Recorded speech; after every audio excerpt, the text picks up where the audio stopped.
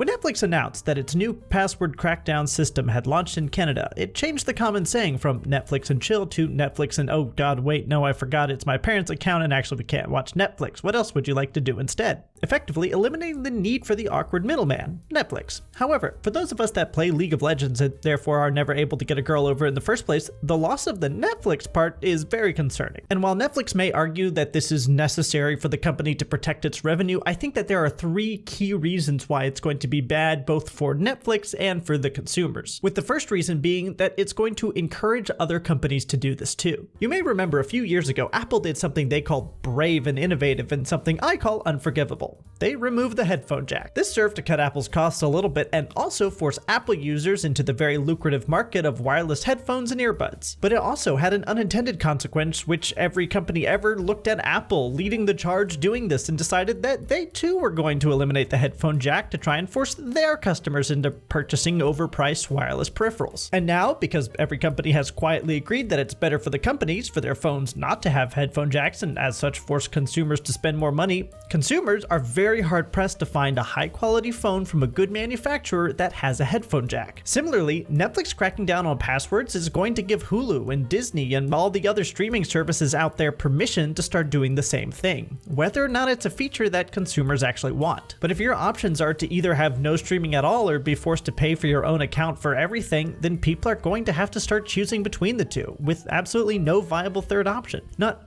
one. I can't think of a single other thing consumers might do to deal with this. There are literally only the 2 options, and I couldn't even entertain the idea of anything else happening. And while Apple was able to get away with this because it has such a vice grip on the smartphone market, Netflix has been slowly losing its dominance in the streaming world. And as such, I would imagine that if it follows through with this password crackdown, that people are going to choose to shift to other services as opposed to paying more for Netflix. And to support this, let's look at some of the highest grossing IPs in the world. At the top, we have Pokemon, and Netflix pretty much just has a few Netflix originals Pokemon series and about 52 episodes from the Indigo League series. And that's it. If you want to watch the others, you have to go elsewhere. Going down the list, we've got Winnie the Pooh, and that's owned by Disney, even though it recently entered the public domain. Mickey Mouse and Friends, also owned by Disney. Star Wars, also owned by Disney. Disney Princess, surprisingly owned by Disney. The Marvel Cinematic Universe, also owned by Disney. Harry Potter, well, technically owned by Warner Bros., but it's only available on HBO Max and Peacock. Batman, owned by DC Entertainment. Cars, owned by Disney, and you get the idea. Most other large streaming services have a huge, dominant IP that draws people to the service. HBO recently had Game of Thrones, but before that it had Sopranos. Disney has the MCU and the Star Wars universes, but Netflix's huge dominant IPs have either ended or are almost over. In fact, if we take a look at Netflix's most popular shows, almost all of them have ended or are slated to end soon. Stranger Things is only going to have 1 more season, Bridgerton has been renewed for at least 2 more seasons, and Squid Game is getting at least 1 more season.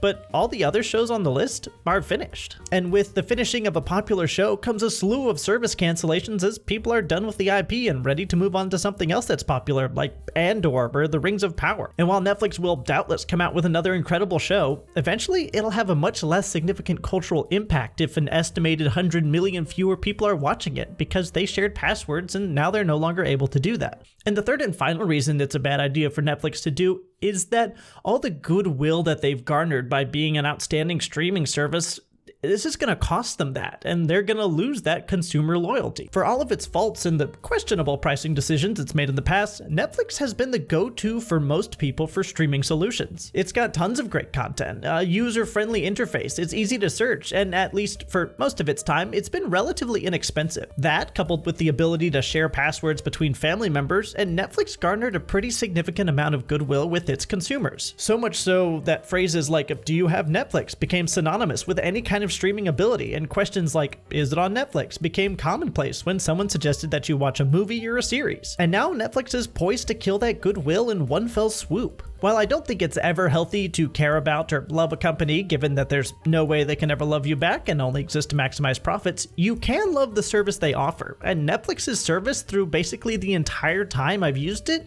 has been really enjoyable.